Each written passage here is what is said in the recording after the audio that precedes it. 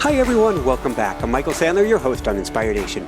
If you've ever wanted to be sharper, more creative, and more satisfied with your life, then do we have the Tinker, Dabble, Doodle, Try show for you. Today I'll be talking with Dr. Srini Pillay, a Harvard-trained practicing psychiatrist, brain imaging researcher, brain-based technology innovator, the award-winning author of Life Unlocked, and the author of a must-read new book, particularly if you've ever had kids, Tinker, Dabble, Doodle, Try. And that's just what I want to talk with him about today, about unlocking the power of the unfocused mind. That plus we'll talk about the importance of breaking chairs, psychological Halloweenism, the significance of iron gates, Steve Jobs and Jeff Bezos, the Stones, Sinatra, and Dolly Parton, and what in the world Anthony's Meatballs has to do with anything. So welcome to the show, Srini. Are you ready to shine? I think I am. And, I think especially because I feel like I'm sort of opening up to you and everyone who's listening. And I think there's nothing better to get people to shine than to feel connected. So thank you. I couldn't agree more, and a mighty woohoo! It's funny. It took us a little bit to get the interview started because we were just syncing up on this topic, which is absolutely fascinating and near and dear to my heart. Maybe before we dive in, though, I've got to go back to your childhood, go way, way, way on back. Can you tell us what the importance of an iron gate was to you? Sure. So I'm not sure particularly which story you're referring to, but there was. So I grew up in South Africa, and I grew up in a pretty simple neighborhood.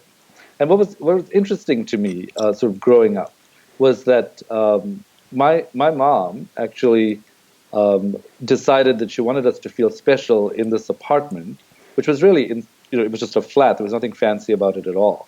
But she asked the owner of the building if she could actually put an iron gate just in front of that apartment, so that it would create an enclave, so that if at any point we needed to partition that off, we could. And just putting in the gate sort of created a very interesting kind of separateness, but also togetherness, because everybody wanted to be on both sides of that gate. So people would come over, and my friends would come over and say, "Hey, can we play on the other side of the gate as well?" And I'd say, "Of course." It was so nice. So there's something about, I'm not sure what you're getting at with the iron gate question, but I think that's my first association to the fact that, being in such a simple environment, just one particular structure actually transformed the entire experience of my childhood. And I think it made me aware both of how boundaries can contain you, but they can also help connect you with other people. I love it. And I think it also speaks to the specialness that your mom was creating for you and could see how that was going to be something very supportive and bolstering for you as a child. Absolutely. Yeah, and I think also just the distinctiveness of it, and also the fact that she thought of it and it was not standard, and it was just something that was in her head that she thought would make a difference. I think was inspiring to me about many things. I think that mentality that if you have your own thought about something, there's no reason not to explore it, and there's no reason not to ask other people about it. And when you do, you often find some very unusual things. So it was inspiring in that way.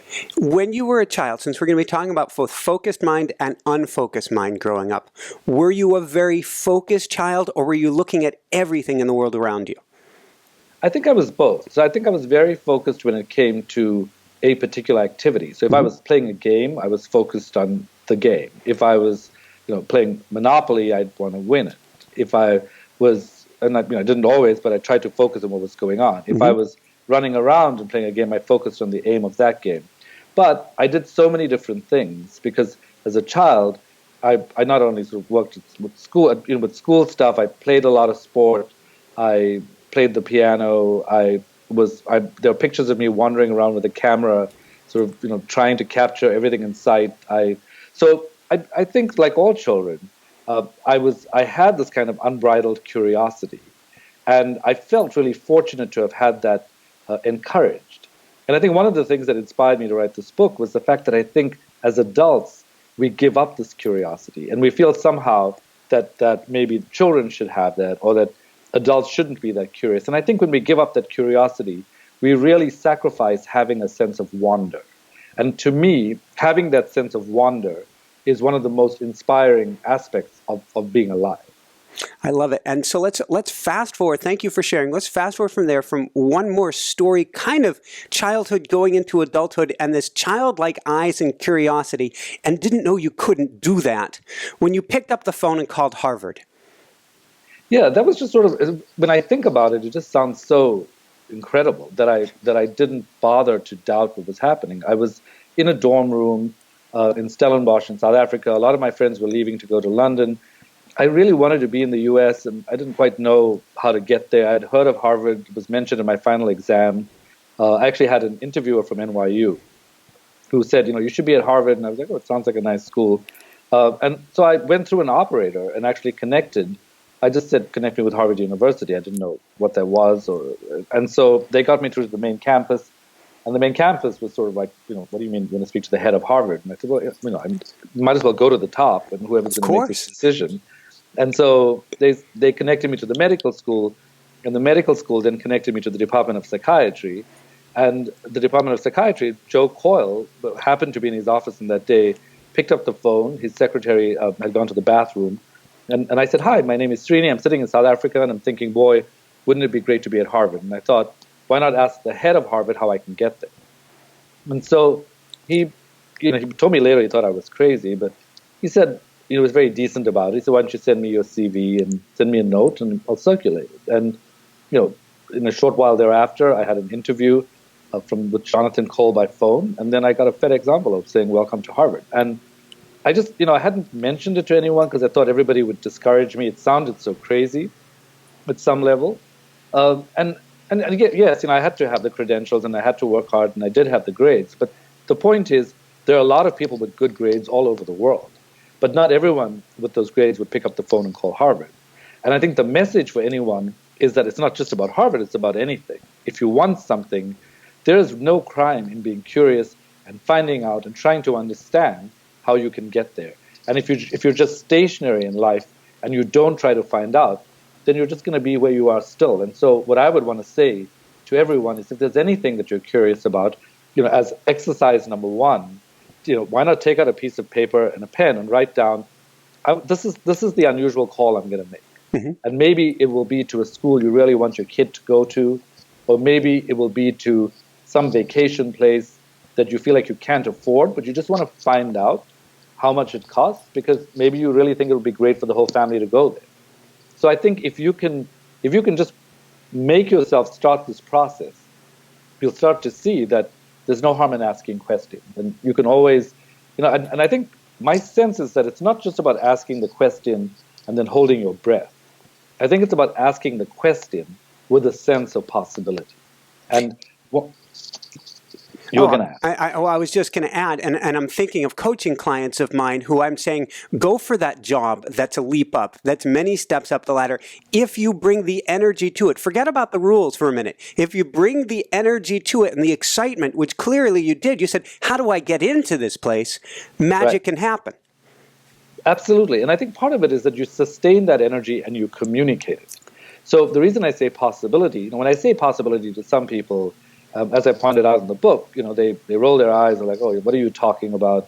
Maybe it was just a fluke, and maybe it is. But fluke and just accident. To me, those things just say that we don't know how they happened. Mm-hmm. They don't say that they can't happen. And so, when you have a sense of possibility, like a sense that something may actually happen, it increases the dopamine in your brain, activates the reward systems in your brain.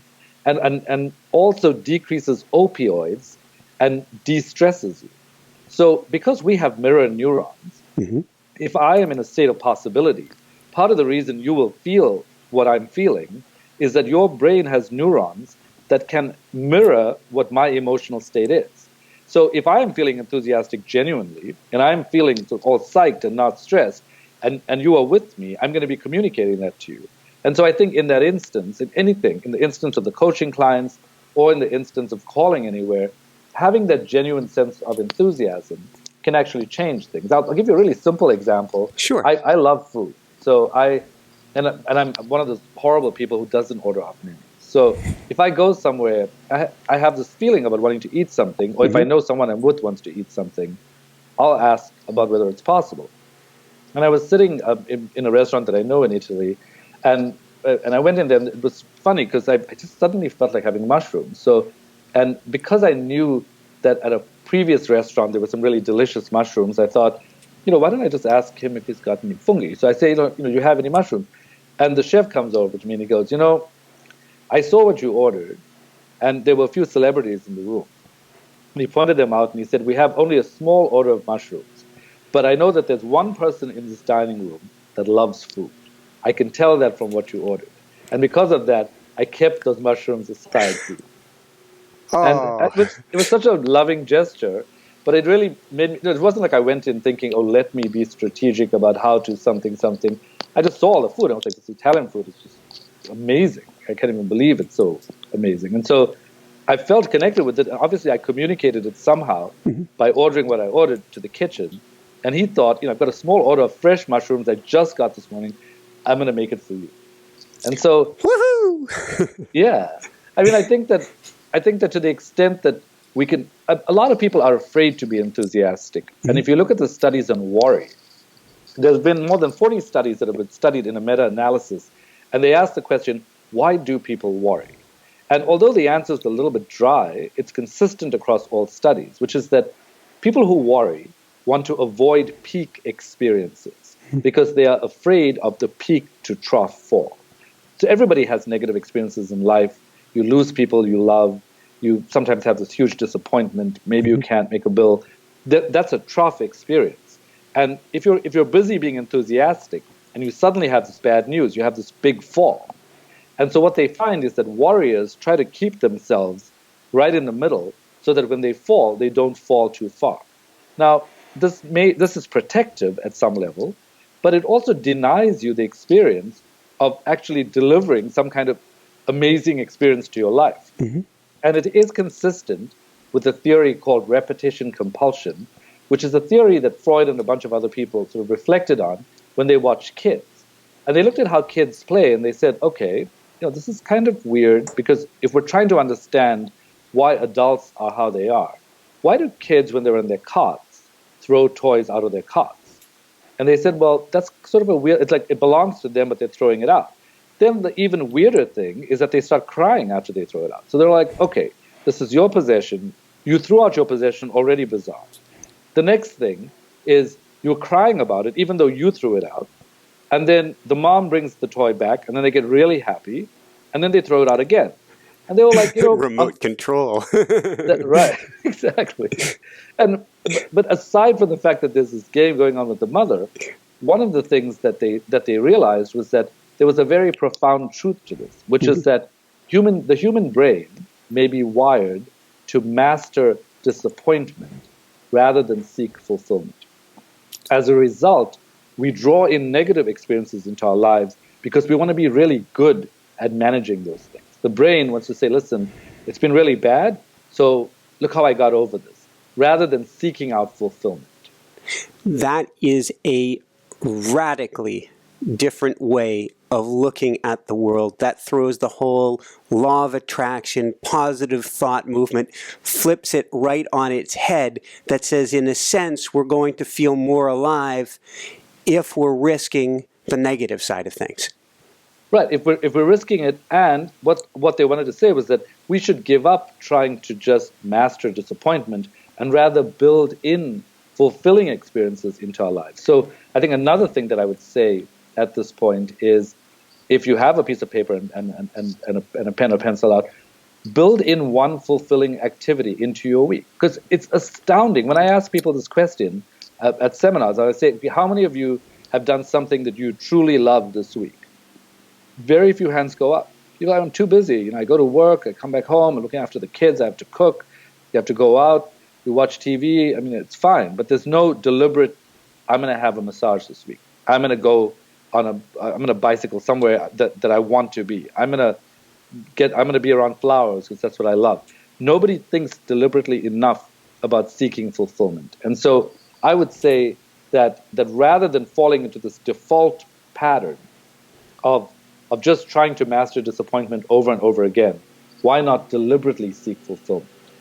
Thank you. When I used to coach predominantly college students, and usually college students with learning disabilities or the label of ADHD, I'm going to use the word the label, and parents would come to me and they would say, we took Johnny or Susie out of soccer or out of hockey because they need to take the time to focus and get serious about their studies now. And this is something I think you did to yourself in a sense in your first year of med school. Exactly. You know, I mean, the point I'll make once, I think, is that I think that focus is very important, and the focus circuits in our brains really help us stay on task.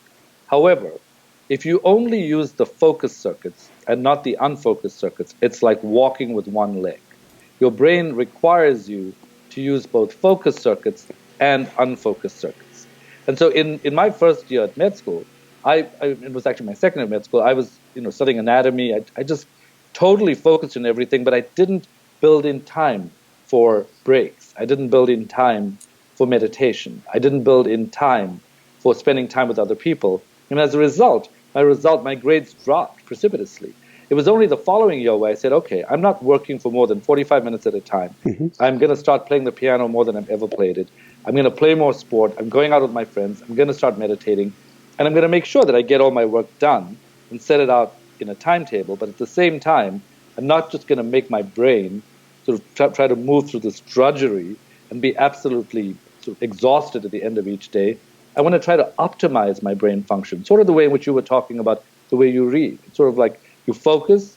Most people go focus, focus, focus, fatigue, and then they go to bed. and the problem is by the time you get to the middle of your day, you're working with half of your capacity or less. So why not focus, unfocus, re-energize your brain, focus again, re-energize your brain throughout the day so that you're always filling the tank and you always have some kind of energy that you can actually apply to the tasks at hand. It's interesting. When I read a book, I feel guilty about it. I think it comes from my childhood. I'll be reading a book, and then I immediately flip at some point, and I'm watching 5 minutes of a movie typically. And then my wife will come down the hall, and she's the producer of the show, so as soon as she sees me, I immediately go back to the book.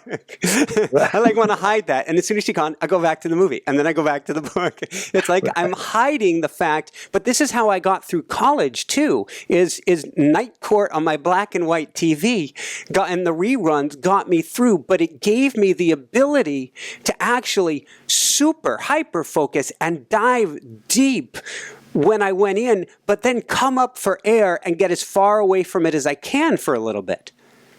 Absolutely. And I think, and as I was saying to you, I still fall into this trap, of just like, let me get everything done quickly. I'll be sitting for more than an hour, and then I'm like, what am I doing? I'm just working with a suboptimal brain.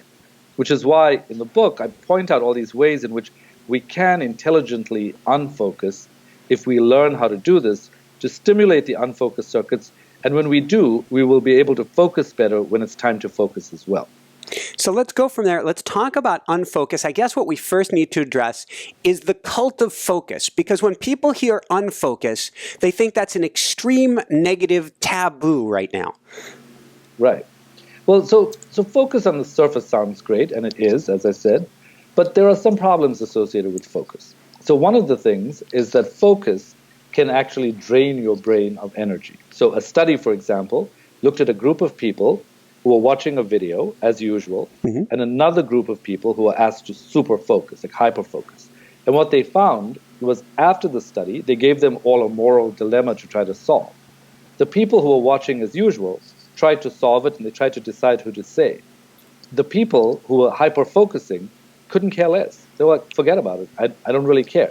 And when they gave that group glucose, they found that the group started to care again, indicating that focus can deplete your brain. We call this self-regulation depletion.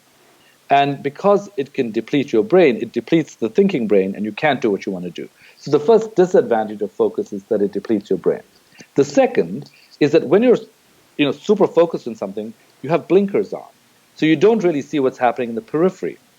So a lot of businesses, for example, have lost out because they're not aware of the competition in the wings. Because they're so busy doing what they need to do, they're not lifting their heads up to see what's happening. The third disadvantage of focus, I can see that there was something you wanted to ask about. Well, there's like there's like dozens of examples in your book, but there's the example of the police officer who runs past somebody who's getting assaulted. There's the example of the gorilla experiment, and I can't recall what the third is, but that's probably good enough right there that we can run right past the fires. We leave all of. I guess there's also been studies on compassion, where compassionate people are told to focus on X, Y, or Z, and they run right past the people in need. Absolutely. And the third example, I think, as I'm remembering it, is the example of Gillette Company. Yes, exactly where I was going. They had a battery division and they had a toothbrush division, but they just never thought about combining them to make an electric toothbrush because they were so focused on what they were doing. So, so that's a problem. The third problem is that when you have your head buried in the sand, you actually can't see what's coming and what's on the horizon. And as a result, you may be super focused on what you're doing, but you can't actually see what's in the future. And I think a good example of this is, I was recently at a conference where a man was talking about building his trucking business. And he said, I'm building the business and we're making profits. And suddenly he realized from a speaker that Uber was actually going into trucking. And so he got up and he said, so are you telling me that if I build my business, I could suddenly be blown out of the water because Uber is going to be doing trucking and delivery? And people were like, yeah. And had he not been there to contemplate the future, he wouldn't be able to think about how to restructure his business or when to sell his business if he needed to do that. So not being able to do that is also problematic. The other disadvantage of focus is that while it keeps you on task, it doesn't really allow you to connect ideas. And so things that are like, to me, one of the fundamental elements of human nature is paradox. I just think we're all filled with contradictions. One of the things that makes me humble, because of the work that I do and because I get to think deeply with people, is that as much as we'd like to think everything is clear and everything is black or white, I just find most things gray and most things confusing. And so, there are people, for example, who are soft-spoken and strong, or there are people who are incredibly happy but also lonely. And we don't know how to bring these things together. And what unfocused does is it allows you to make these connections. What focus does is it oversimplifies who you are. And so you don't make connections, and so it stymies innovation and it stymies a sense of self.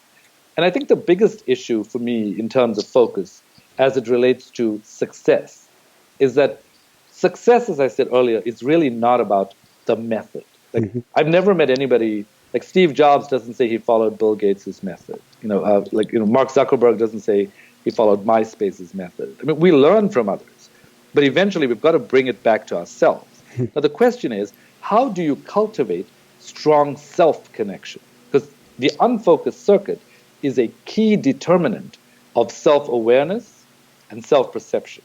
So in order for you to be self-connected, you need to practice having these unfocused times, because that's what turns on these self-circuits in the brain.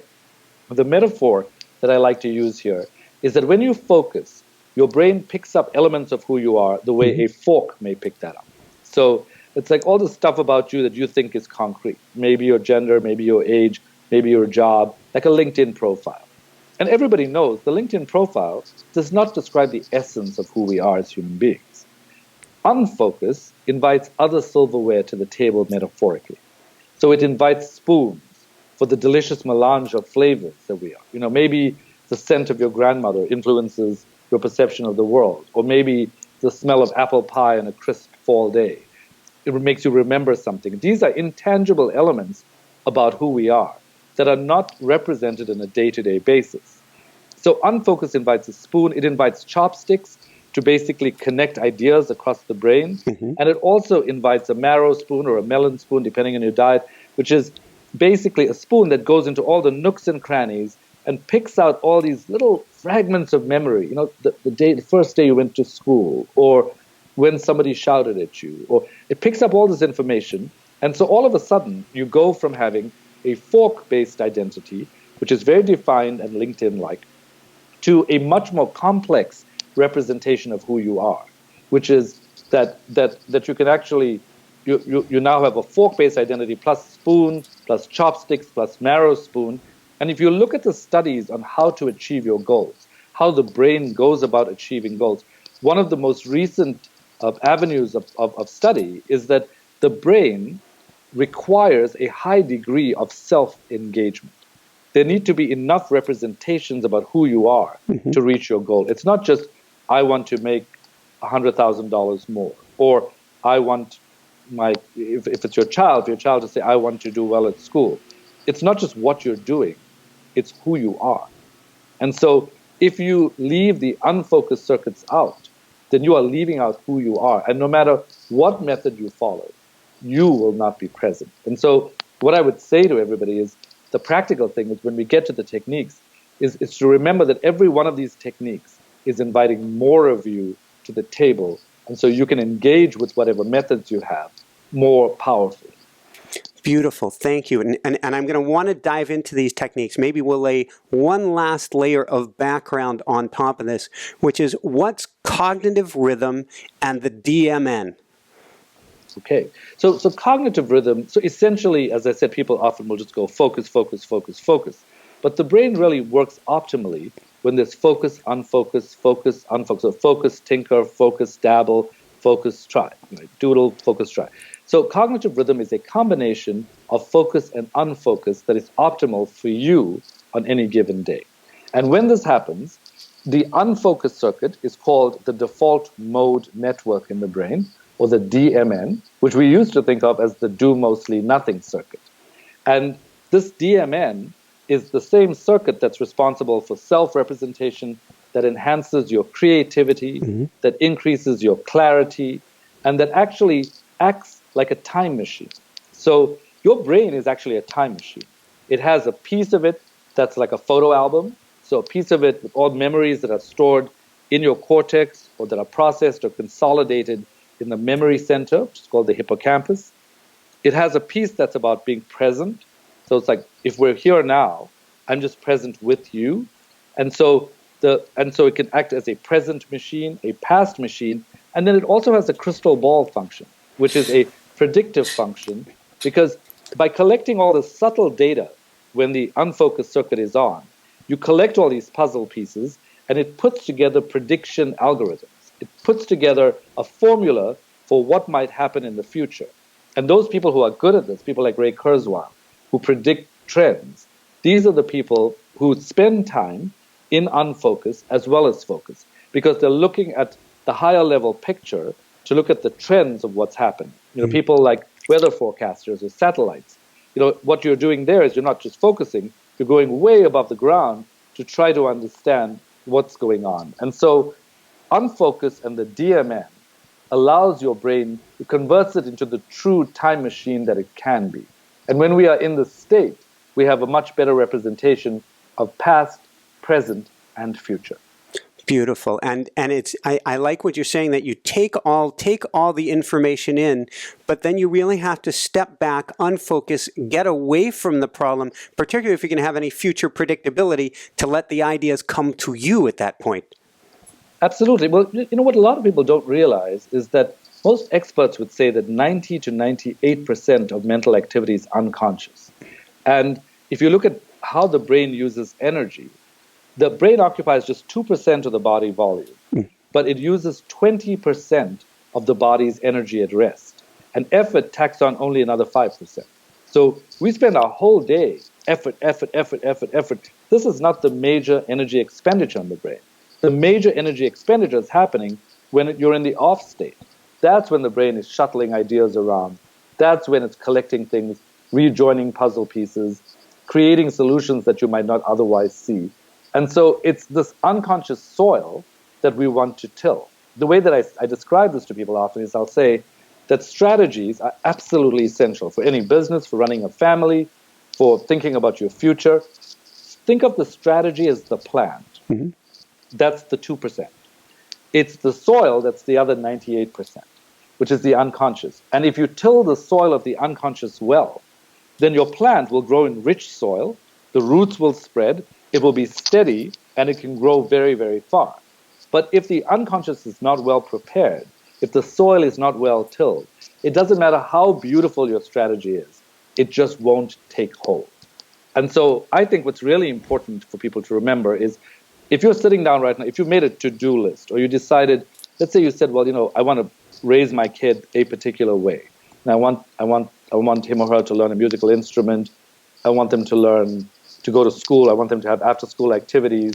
I want them to, do sport. I want them to do really well at work. I want them to finish their homework. That's great that they have that degree of variety in terms of what they're doing. But the problem is, if you just pack everything into the day with no break in between, then you're leaving out this unconscious soil. Your strategy may be perfect, but the soil is not being tilled. Let's talk about some soil tilling, and then we're going to jump into a lot more stuff here. But what are a few of the different ways we can begin to till the soil or get unfocused? Okay, so let's look at the first technique, which is called positive constructive daydreaming. Now, I know hearing the word daydreaming, it's like, what do you mean? Like, I don't want to be distracted. And this is different from distraction. So we spend, on average, about 46.9% of our days daydreaming. Anyway, so why not learn to daydream productively? So Jerome Singer has actually studied daydreaming since the 1950s.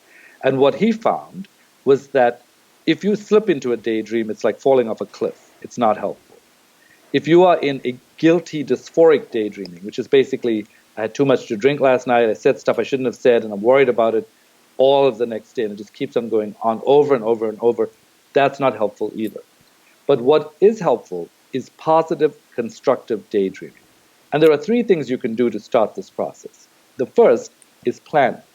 So for all of these techniques, whenever there's a slump in your day, so let's say, mid-morning, after lunch, maybe mid-afternoon, at the end of the day, when your brain's not going to be functioning on optimal anyway, build in this positive constructive daydreaming for like 15 minutes. Number two, withdraw your attention. Attention's like a flashlight. And so you're looking at the flashlight, and the flashlight, we spend our whole days perceiving things, right? So the attention is directed outward. But we don't look at where the real jewels are, which are inside of us. So what you do is you decouple attention, which means you imagine that attention is a flashlight, you turn it inwards, and you start with wishful or playful imagery. So it could be lying on a beach, running through the woods with your dogs. Whatever you think is wishful or playful is where you'd go. And the third thing is you need to be doing some kind of low-level activity rather than no activity. So something like gardening or knitting or walking, all of these things can be done. So when you plan your 15 minutes, let's say it's lunchtime, go out for a walk, obviously in a safe place, allow your mind to wander and start with playful and wishful imagery. And if you do this, it will improve your creativity. It will create what we call attention cycling, which basically means that you recycle your attention so you're able to focus even better later on. And you bring disparate ideas together and find solutions to things you might not otherwise find, and also allow yourself to become unstuck. So the first technique is positive constructive daydream. The second, I think, is easy to remember. It's 10 minutes of napping. So 10 minutes of napping, at that siesta time, and you're in a food coma and you can't quite get yourself out of it, 10 minutes of napping will improve clarity. 90 minutes of napping improves creativity. So if you're stuck or you've hit a wall and you don't know how to solve a problem, let's say your child has come home and told you some terrible news. They got into a fight about something and they don't quite know how to manage this and you can't figure a way around it. If you want to do something about it, take a 90-minute break. And if you can afford it, take a 90-minute nap, get up. That's when your brain will start to connect things when you're napping. So that's the second technique, which is napping. The third that I'll mention offhand is doodling. And how at school, kids are often shouted at for scribbling on pieces of paper while... I don't mean to interrupt. I was putting up my hand as in to the teacher. Right. In English class, senior year, I was bored out of my mind, and I made these kind of Etcher-esque drawings. I loved them. I was really enamored with these things. And at the end of the year, the teacher said, "If you want to pass the class, you're going to give that to me, and you're never going to see it again." Because he thought I wasn't paying attention. He didn't realize the secret you're about to share here. Absolutely. Because what Jackie Andrade did when she and her colleagues looked at this, they took two groups of people, they had them listen to a really boring telephone conversation. where a woman was describing her cat and how she went shopping. But at the end of that, they had to remember 8 names and 8 places. And what she found was that if you were in the doodling group, meaning you were scribbling while this was going on, versus the non-doodling group, the doodling group memory was 29% higher. So they remember 29% more. It's almost a third more, or a little over a quarter, of information. So doodling can actually enhance memory. And in fact, there have been a lot of US presidents who have been doodlers. So, there's a lot of value to doodling. So that would be the third technique. I think the fourth one, and there are a lot more techniques in the book, but the fourth one that I mentioned is psychological Halloweenism, because it's one of my favorites, because it's such a fun exercise. You can do this with teams at work to be creative. You can also do this at home at the dinner table, where you can have a conversation as if you're all different identities. And so what Dunbar and his colleague found was that, and they studied stereotypes. So the stereotypes that they found, and obviously this is not true of everyone in these categories, but creativity was associated with being an eccentric poet, and not being like that was associated with being a rigid librarian. So they asked one group to behave like an eccentric poet, and they asked the other group to behave like a rigid librarian, and then they gave them a creative problem, like, okay, I'm going to say a word, and I want you to give me 100 uses for it. 1, 2, 3, go. Brick. So you've got to say, brick, used for a house, could be used for a fireplace, could be used for... So you go on. If you imagine that you're an eccentric poet, this actually puts you up much higher, statistically more, than if you imagine you're a rigid librarian. And when the same people took on the other role, this effect was sustained. So you can imagine sitting around the dinner table, right? And let's say you want to try to solve a problem. And let's say your child is saying, I hate this poetry class. It's terrible. I hate this English class. And I've got to write these. I'm much more of a science student. Or let's say your daughter is at the dinner table and says, I just don't get this math. And how everyone says, girls, they're not really good at math. Well, if you look at the studies, if you tell a girl that she's good at math before a test, she does much, much better. So what you could say at the dinner table is, what we're going to do is we're going to play a game today. And today, there's a famous mathematician, and his name was Henri Poincaré, and he's somebody who was just really, really, really good at this. Now, I want you to just pretend like you're him. Imagine you're like the best person in the world at math. And when we talk about math, I'm going to give you some problems. So like, what's 2 plus 3? And you can literally go through a whole learning exercise and ask someone to adopt different identities so that they will be much more consistent with that. So psychological Halloweenism is one of my favorites to Unfocused, because it means that you actually paradoxically move away from yourself, so you can see how you are in your way. Your own biases are often what the things that are limiting you. And so I say to a lot of people, a lot of people will say things like, I'm not really creative. It's like, well, if you look at the studies, probably only about 10% of creativity is accounted for by genetics. The other 90% is whether you try to be creative or not. So you actually can try to be creative. It's not something you have to be born with. And so if you want to be creative, imagine being an eccentric poet. Or imagine being any artist that you like. You could be Jay-Z. You could be Beyonce. You could be, any composer. So I think that taking on other identities helps us understand how we are in our own way. And those are some of the techniques. Thank you. And I love the concept of literally putting on clothes that are not yours or that you wouldn't regularly wear. It's like assuming another identity. You're stepping, in a sense, out of your box. And so you're able to, there's some shift going on in the brain, and you're able to see things quite differently. Absolutely. And in fact, when you use the term out of the box, I think it's also interesting that they had a study where they gave people a creative problem, and they had a bunch of people sit in the box. And then they had a bunch of people sit, and they asked them to solve the problem, and some of them solved it and some of them couldn't. And of the ones that couldn't, they asked some of them to actually sort of sit outside the box. And physically, when you sit outside a box, you become more creative, which means that your body is actually a thinking apparatus. It's connected to your brain. Everything in your body. If I say, lift up your right hand, it's happening in your brain. If I say, go for a walk, it's happening in your brain. Your body is as important as thinking when it comes to developing your mind. Your mind and body both need to be developed. And so I think that's a great example of how just by having a different body position, your mind assumes a very different thing and says, oh, I'm out of the box, that's great. Which is why maybe when you look at studies of walking, and this is another unfocused activity, people who walk on a meandering path often end up being much more creative than people who walk in rectangles. So if you're going to go for that afternoon walk, rather than walking around the block, choose a safe meandering path and just see where your mind leads you to. And number two, if you have to choose between walking in natural surroundings versus walking on a treadmill, studies show that walking in natural surroundings makes you much more creative. So that's another form of unfocus you can build into your day. Beautiful. So many directions we can go with that. Maybe I will, please forgive me, focus it back in. and I will bring it to building unfocused time into our days. Because we're going, I've got so much to get done. How in the world do I put unfocused time in?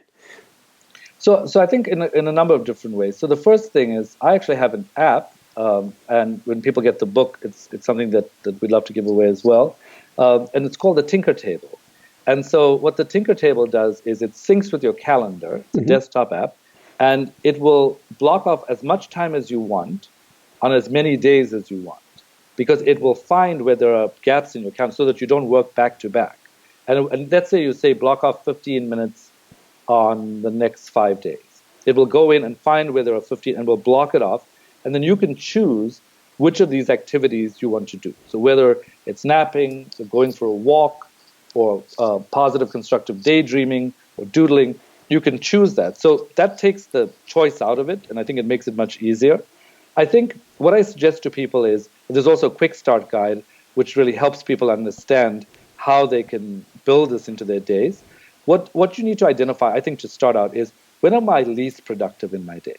Is it after lunch? Is it mid-afternoon? And if you want to start slowly, simply say to yourself, well, why don't I start with one of these activities when I'm at my least productive? And when you do, you will see how you will come back re-energized and refreshed. And when you are re-energized and refreshed, this can actually help you go through the rest of your day. And what I would suggest is, I think you can build this up slowly so that every 45 minutes or so, you are taking time off and allowing your brain to refresh. So start slowly. First start with where you're going to be in a slump anyway, and then get used to the idea that the problem with you and your life and the fact that you can't get where you want to get to is not that you don't have the brain to get you there. It's that you are not giving your brain a chance to be the best that it can be. So I think for every human being, this ingenuity is something that every human being can tap into. And I don't believe, as you sort of pointed out so perceptively, I think education is fantastic. I'm really happy that I've had the educational opportunities I've had. But the One Laptop for All project with kids really makes the point about what we're capable of. Because when they dropped off these tablets, these computer tablets, in rural Ethiopia, where no child had ever seen any technology, they were wondering, would they eat it? Would they sit on it? Would they scratch it? Like, what would they do with it? Well, within a few minutes, they found the on-off button. And no directions. They didn't give them any directions or anything. No directions at all. They were just in front of them. Few minutes, they found the on-off button. Directly after that, a little while after that, they were able to sing ABC songs. And later on, they were able to hack Android. These are people who hadn't been to MIT. These are people who hadn't been to computer programming courses.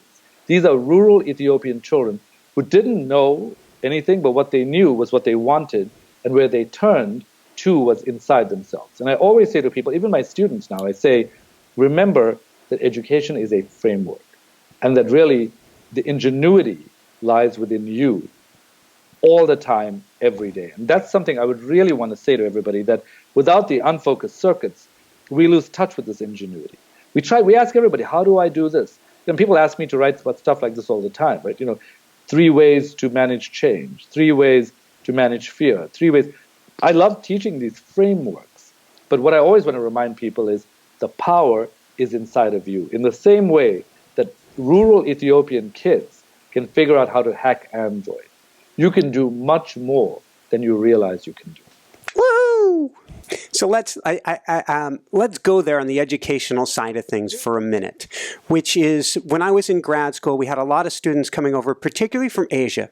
Amazing students, amazing human beings, but a lot of them were so focused, so amazingly able to focus, that problem solving and the creative side was temporarily, I'll say temporarily because we can rewire, not their strong suit. So what are the challenges that are going on with kids today and with grades and with this system of, I'm going to say, memorization? Yeah, I'm a strong proponent for creativity. I mean, I just think creativity is so important. And I think it's important even for the sciences. You know, Einstein himself described his discoveries as a musical discovery, the theory of relativity, because he was aware that there are ways in which ideas can come together. You can just be like a machine. You know, like I said in my residency, you know, after my first month, where I worked so hard, nobody stayed longer than I stayed. Nobody went to as many courses as I went to. And when I got feedback, it was my first sort of clinical rotation at Harvard. You know, I thought, you know, I totally crushed this. Like, there's no way I'm going to get any negative feedback. And my supervisor said, obviously, you have a tremendous bank of knowledge bank. We're really enthusiastic about that. We love the fact, but we're worried about you. And I was like, wait, why are you worried about me? I'm working so hard. And they're like, precisely. Like, we don't see you go off with your colleagues to Walden Pond. We don't see you sitting on a bench talking to people. And you go to 100% of your didactics. Like, what we want to do is see someone who can think for himself.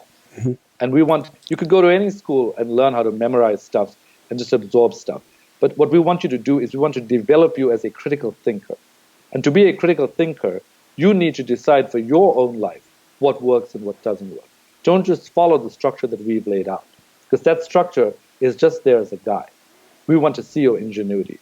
And so I think that in terms of education, with the kids you were talking about, not having that off time doesn't allow them to take advantage of all the resources that they have within their brains to understand their creativity. And I know one of the schools that I visited was Brightworks in San Francisco. And this was a really cool school. It's not a school my parents would have sent me to, because they would have been petrified by the fact that there were no classes, there were bands. So, 7-year-olds were with 16-year-olds. There was no formal instruction in math and languages. So, they would have just said, what is this? Some kind of pie in the sky, let's connect with ourselves school. You're going to leave, you're going to have no education. But it was something like the 5th grade, I think. There were two grades above the national average, which means that these kids had taught themselves how to think. And because of that, they were able to solve problems in the world. And, as I pointed out in the book, and your point about breaking chairs, there was a girl who, was trying to make this chair. So the theme was nails for that quarter. And you could do anything. You could write a screenplay on nails. You could build a chair. And so she started building a chair. And when she started, she completely failed. The chair fell apart. And she looked like she was going to cry. And her instructor said to her, look, it's sad that the chair broke, but we're further than where we were. Because now we've started to build this chair. We just don't know what the end point will be. And suddenly she had this attitude of curiosity. She was like, this is fine. I can do this again. And she tried it over and over again until she got the chair together. Now, there's nothing in the world that is better than having that experience, as opposed to, here's an instruction manual, follow it. We don't have time all the time to discover things by ourselves. But why not have some things in our lives where we are allowed to figure things out rather than be told what to do? In fact, in studies that look, for example, at financial advice, when you give people financial advice, nothing goes on in their brains. But when you ask them questions, it turns on the calculation centers in the brain, and that's when they truly learn. So I think we want to build in question time, we want to build in curiosity time, we want to build in exploration time, and we want to recognize that I firmly believe that there's an overdiagnosis of attention deficit disorder. Some kids truly have it, and it's difficult. But we forget to recognize that there are studies that show that children with attention deficit disorder can actually be more creative. And so if you see the possibility for that creativity, why not exploit that? And say, listen, you don't like to focus on one thing. What I'm going to do is I'm going to give you a bunch of different things and see what happens. I actually applied for a job once at a consulting company. And I do like a lot of things. I do biotechnology. I'm a musician. I'm writing a musical right now. I read, write. I do a lot of different things. And so when I went in and they wanted to put me, eventually I went through like a series of interviews, and the guy who was the head of the company, I thought, said something that was really wise. He said, look, everybody thinks we're more than qualified. We want to have you here, but we realize that we will never keep you here if we make you work in one department. It's like you are somebody who's going to have to roll on from one thing to another thing, and we're going to have to create a new path for you. Now, I believe that if we do this for every child, if we allow every child to sculpt their own destinies, to have them reflect on, I liked building that sandcastle, or I liked being in the treehouse, or I love this great building that I'm seeing in New York City. You say to them, listen, somebody just thought of that once. And after thinking about it, they figured out a way to get a group of people together to build that building. It doesn't matter how big your dream is. What matters is whether you're willing to imagine that dream and then figure out the ways to convert that dream into a reality. Thank you. You're making me think of indigenous wisdom or indigenous peoples, particularly of the past, and their learning system, which was not to parent the child, even at the age of 1. Let them play with at least the semi-sharp things so that they can learn and figure it out on their own. And so, like you were saying, the centers of the brain light up when they're having to come up with it, rather than when you're spoon-feeding them it and it shuts off. Yes, absolutely. In fact, Gabriel Tully, who runs this Brightworks school, gives the kids, they're little kids, these huge machines to work with. And they actually find that they have more injuries on the playground than they do when they're operating these machines. Because they have a little zone, for example, they call it the bloodbath zone, where you never put your hand. So, by giving it names like that, when they're playing with these machines, they never go into the bloodbath zone. They'll put their hands over and suddenly they say, I can't go there. That's the bloodbath zone. So kids learn, and they're so ingenious. If you look at infants, right? Infants, if they're in a scanner and you show them one doll plus one doll equals 3 dolls, they'll stare at it. If you show them one doll plus one doll equals 2 dolls, they'll look at it and look away. Because the brain at that stage in infancy can recognize arithmetic operations and recognize that there's some kind of conflict there. They haven't been to school, they haven't learned it. We all have this kind of indigenous intelligence, and yet we just ignore this. I just feel like it's such a loss. And you see this sometimes with people who suddenly pick up a guitar and start playing it. They don't go to music school, they don't learn how to play guitar. You look at Jimi Hendrix and the way he plays. You can't learn that at a school. What you can do, though, is learn how to connect with yourself and surrender to that inspiration sufficiently so that you can exploit the fullness that you are. I think the biggest problem is not that we don't have what we need, it's that we don't use what we have. Thank you. So I'm going to a few more quick questions, then we'll dive into a brief wrap-up. But with Jimi Hendrix, I think you just started to hit, it was something we spoke about before the interview. It's 2 parts, I guess. How do we get in touch with who we truly are? And what you mentioned before the interview is helping people to discover who we truly are. Yeah, I think who we truly are is discoverers. Our lands have been really formed by people who wanted to discover.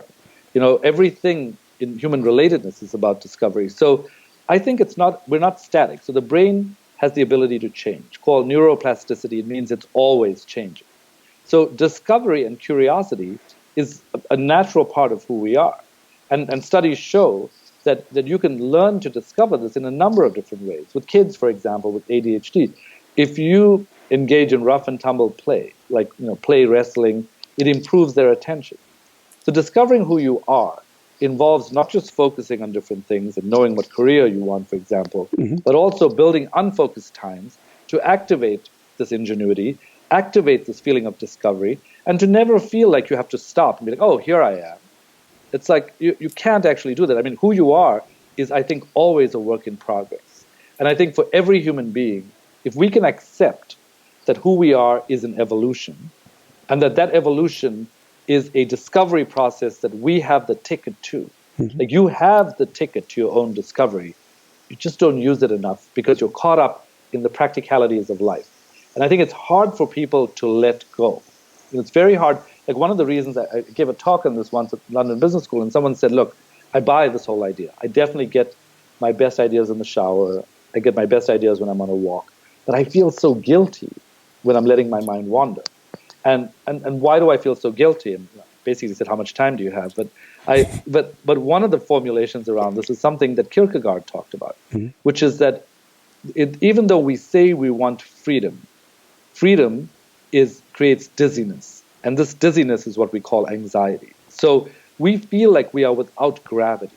And so a lot of people build in balls and chains into their lives because they want to feel grounded. But there's a difference between feeling grounded and connected to the earth and feeling grounded with balls and chains around your ankle. And I think another thing to do is to go back and say, is there one ball and chain in my life right now that I can remove?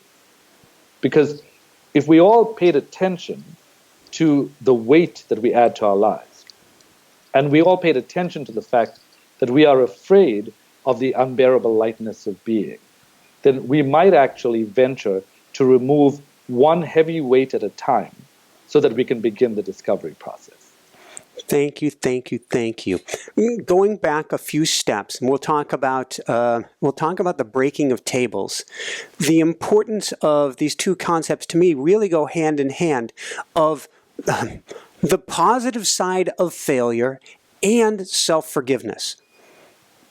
Absolutely. I mean, I think self-forgiveness is such a big piece of all of this, because if you don't forgive yourself, you can never be a discoverer, because discoverers don't get to the end point immediately, right? I mean, you have to walk along the path, fail, try to figure a path forward, fail again. And so repeated failures are fine as long as we don't shock our brains into saying, you're a failure, you should stop, no more exploration. You know, the whole idea, can you imagine if you said that to a child who was trying to walk? If you were like, you are terrible at this, why don't you just don't even try? You know, I mean, that's how we learn everything. And actually what's interesting is I heard recently, and I don't know what the science behind this yet, but that apparently if you look closely at the pattern of walking in children, every person learns to walk slightly differently. So you've got your own way. You can find a way to actually accept failure and then quickly bounce back so you can reroute yourself and say, listen, this is a wall. I'm going to try another way. Let's go that way. And I think the more you learn self-forgiveness, the more likely you are to allow yourself to continue your life's journey. And with all of this science and with all of these theories, the reality is that my basic philosophy in life is you live, you die, you do something in between. And so why not optimize who you are today? Not tomorrow, not the day after, not next week, but today. Because I think for every human being, there is this magic, this unknown, this sort of unconscious activity that can't be discerned, this connection to something far larger than who we are. And if we can find a way to ignore what's going on in our minds, and we can find a way to ignore this mental chatter and allow ourselves to feel more present in this magic, that's, I think, what every human being should be after. The gift of magic that we've been given, which I think is called being human. Woohoo! And that the last question I have before a few wrap-ups is consciousness, because now that's what you're kind of skirting around, but plugging into a larger mind. Absolutely. You know, I think whether we like it or not, we are connected to other people because we've got brains in our heads and we've got holes in our skulls. So it doesn't matter whether you want to be connected, whether you're sick of people, whether you love them. We feel all kinds of things like that. But my brain is connected to every other brain, and every other brain is connected to mine. A classic study was a study that was done of people trying to remember words in India and in France. And what they found was that if you thought of a word like hola, thought of it, and your brain was connected to a computer that was wirelessly transmitting the thought, the electrical activity of the thought, from India to France, that the person on the other side, even though they couldn't see you or hear you, could predict what you were thinking because that thought could be transmitted wirelessly across long distance, which I think speaks to how powerful this connection is. It's not just mirror neurons. It's also about the fact that we are connected across vast distances. And we really stand to gain a lot from trying to understand that our heads are much more like beads on a chain. And consciousness is probably the thing that is connecting all of us. And the more we can be in tune with that, the more we can be in tune with this amazing system that we're part of. And I think that that can energize us much further. Thank you, thank you, thank you. So, a few quick wrap-up questions, then we'll see if we have time for a smidge of meditation. I'm put on my coach's hat here. What one homework assignment would you give people? I know you've given some other good ones, but to dive in today to start to become a Tinker, Dabble, Doodle, Try person? I think the first thing I would say is take a look at your schedule as it stands and choose one 15-minute segment each day where you can build one activity into that 15-minute segment. Think of either daydreaming or napping or doodling or psychological Halloweenism or walking. Any of those things can be built into that day. And another one that I'm a fan of is possibility thinking, which is essentially think of the biggest, most audacious goal that you could possibly think of.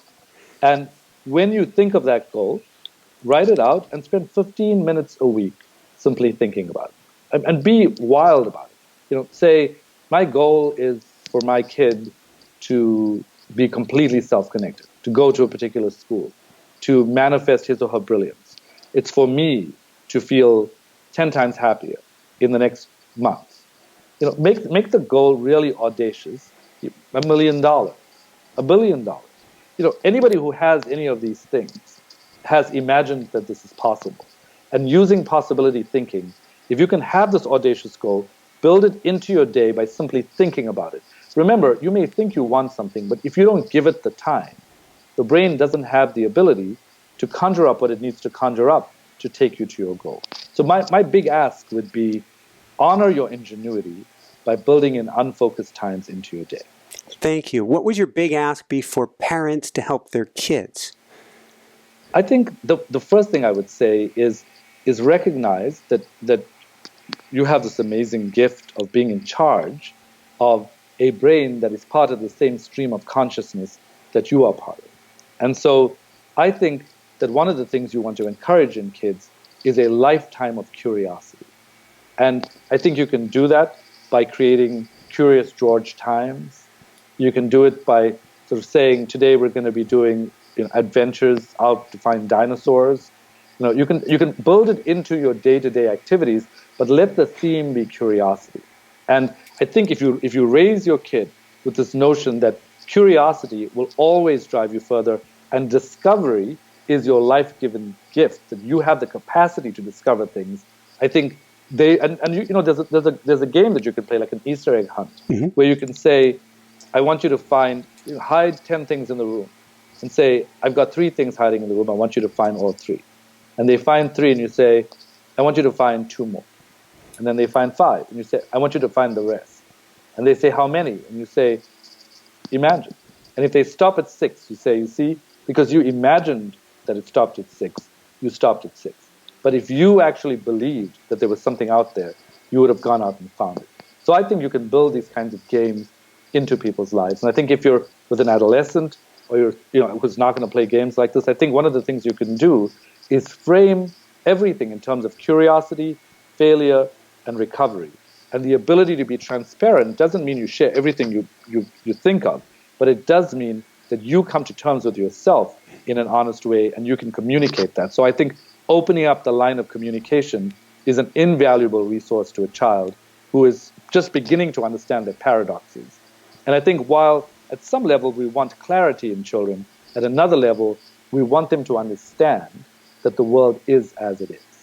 I would say a big lesson for me was one of the things I would ask my mom. I had a lot of friends as a child, and I would come home and I'd say, Mom, how come I feel so lonely? And my brother would say, come on, you have more friends than anyone in this building. What? I said, well, I don't know. And rather than say, don't feel lonely, or I can't believe it, she would say, because life is sometimes like that, darling. And so I never thought it was that weird afterwards to feel lonely. I thought, I guess it feels like that sometimes. Thank you so much. So a few last questions. First off, what personally brings you the greatest happiness, or what I call the woohoo factor? I think the notion that when I feel connected to the largeness of the universe and all the people, and I feel synchronized with all the people and elements of my life, and personally, professionally, when I'm in the state of synchrony is when I feel happiest. And I think, I'm not even sure whether the right word for that is happy, but there's a sense of synchrony, which I think brings together happiness and sadness. It brings together sort of just the feeling of being human, but it also gives me the feeling that nothing, no goal is too big, and no ambition is too strong. Awesome. So where can people go to find out more and to find your, I mentioned this beforehand, I'm going to call this a must-read book. So it's Tinker Dabble Doodle Try, and it is, you can find that on Amazon and Barnes & Noble. You can actually read more about it on my website, which is drsrinipillay.com. It's drsrinipillay.com. And I've actually written a lot in the last 2 months on different aspects of this as well. So there's a piece I wrote in Harvard Business Review called "Your Brain Can Only Take So Much Focus." There's a piece I just wrote recently in Medium, which is how to be more productive in a food coma. So there's lots of different angles to this. But Amazon would be your easiest bet, and I would love it if people read it and told me what they thought of it. Awesome. And if you didn't catch the link, come on over to inspirenationshow.com. We'll have it in the show notes to get you over to your site as well. Before maybe a really short meditation, any last words of wisdom you want to share with people? Yes, I think the thing I most want to say is remember that despite all these frameworks and despite all these methods, that the real ingenuity that you want is inside you. And the more time you have for yourself, the more of a chance you will give yourself to lead the life that you can lead at the most optimal level that you can live it. Woohoo! Thank you so much, Srini. Would you have time for a very brief meditation? I know we've been running long. This topic is just, there's so much goodness. Everybody, go out, get the book, get the book. Thank you. Yeah, absolutely. In fact, so what I'd love for everybody to do right now is there's a process called mindfulness, which is we also call emotional introspection, which is essentially a process that has a lot of data backing it up. It turns off the anxiety center in the brain. It turns on the creativity center in the brain, especially when it's combined with mind wandering. So what I'd like you to remember is that everything you think about your life is a narrative, and the brain just generates all kinds of nonsense in the course of a day. And who you are is often beyond that narrative. So if you can sit back comfortably in a chair, close your eyes. As long as you're not driving. Right. Sit back comfortably, close your eyes, and allow your attentional flashlight, which is focused on all kinds of things, to just be taken to your breath. And pay attention to your breath and feel it every inspiration and expiration, and keep your attention on your breath. And if you find that your mind is distracted and the flashlight wants to go to your thoughts, gently bring the flashlight back to your breath. And let's do this for at least another 15 seconds, and I'll be quiet for a while.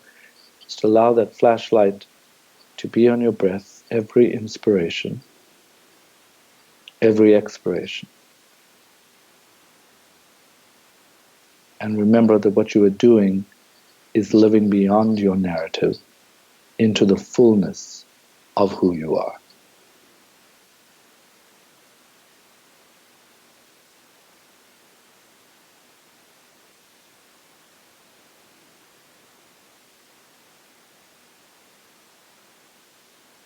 Let's gently open our eyes.